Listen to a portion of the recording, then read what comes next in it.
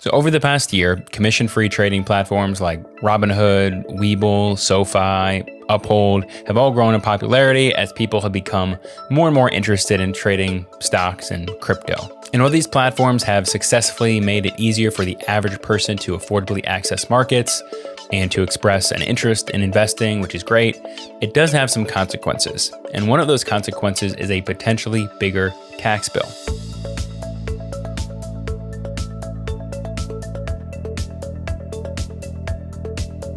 When you utilize a traditional brokerage platform like E-Trade or TD Ameritrade, you typically have the option to sell specific lots of your investment holdings. Now, before you check out, allow me to explain. It's actually pretty simple. Let's say you bought 10 shares of Tesla back in July of 2020 when the stock was $275. We're going to call this Lot 1 since it was the first purchase that you made. Now let's assume you bought another 10 shares in November of 2020 when the stock price was $500. We'll call this Lot 2. Then finally, in January of 2021, you bought another 10 shares when the price was $840. We'll call this Lot 3.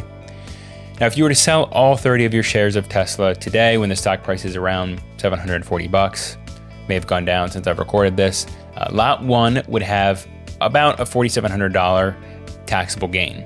Lot 2 would have about $2,400 in taxable gains, and Lot 3 would have $1,000 in losses. However, Tesla isn't the only stock you own. You also bought a share of Amazon back in May of 2020 for $2,400. Today, that share is worth $3,400, so you're sitting on $1,000 in gains in Amazon.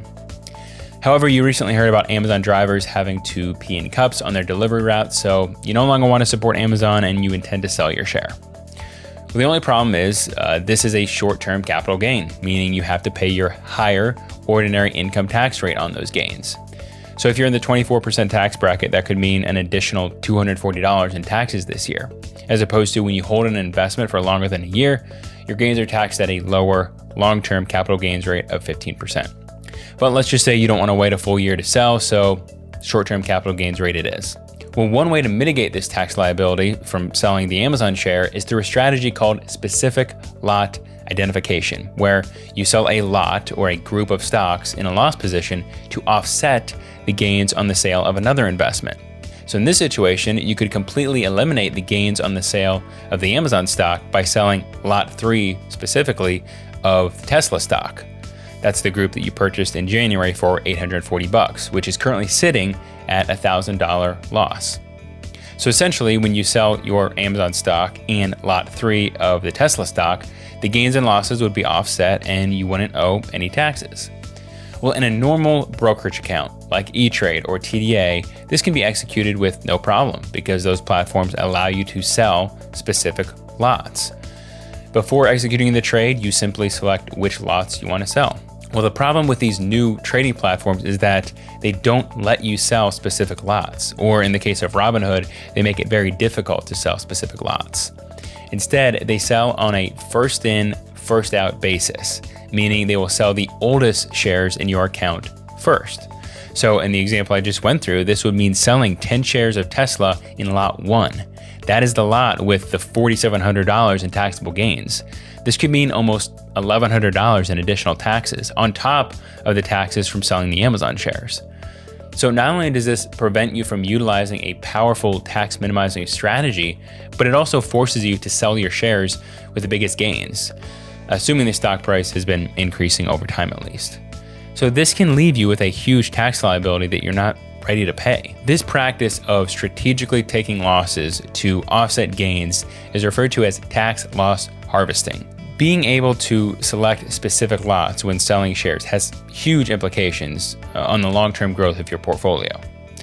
The Financial Analyst Journal published a study in June of 2020 that quantified the impact of using a tax loss harvesting strategy at 1.08% per year. This is huge. So over the course of your lifetime, this could mean the difference of tens of thousands of dollars in your portfolio. So it's definitely not a strategy to just ignore or take lightly. Well, unfortunately, Robinhood doesn't give you the option to sell specific lots. Instead, you'll need to email customer service requesting which lots you want sold. The request will then be addressed in a matter of 7 to 30 days. So, not ideal. Other platforms don't even give you this option at all, They also use the first in, first out method with no option to sell specific lots, meaning if you own a stock that has been appreciating substantially over the past several months or years, you will be required to sell the lot with the highest gains first. So this limitation severely inhibits tax planning opportunities, which ultimately reduces your overall return. Now, I don't say this to trash these platforms. I think they serve an important purpose in giving many people access to affordable investing, but it's also important to be aware of the limitations. This past year, many people were hit with a big, unexpected tax bill, which could have potentially been reduced if properly planned for. So before you start using these platforms, just be aware of the tax implications and the planning limitations. Well, I hope you took something away from this. Thanks for watching. Have a great week.